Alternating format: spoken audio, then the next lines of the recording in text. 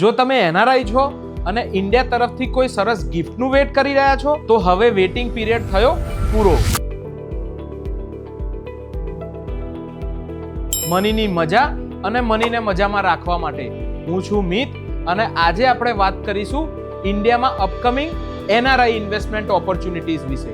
London અને Singapore સાથે હવે તમારા ઇન્વેસ્ટમેન્ટ પોર્ટફોલિયોમાં ગુજરાતના ગિફ્ટ સિટીને એડ કરવાનો ટાઈમ આવી ગયો છે.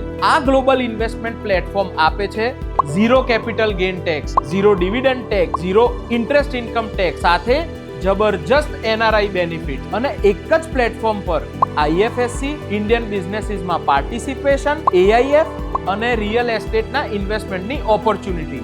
ઇન્ડિયાથી દૂર હોવ તો શું થયું? ઓપોર્ચ્યુનિટીની તો પાસે છો.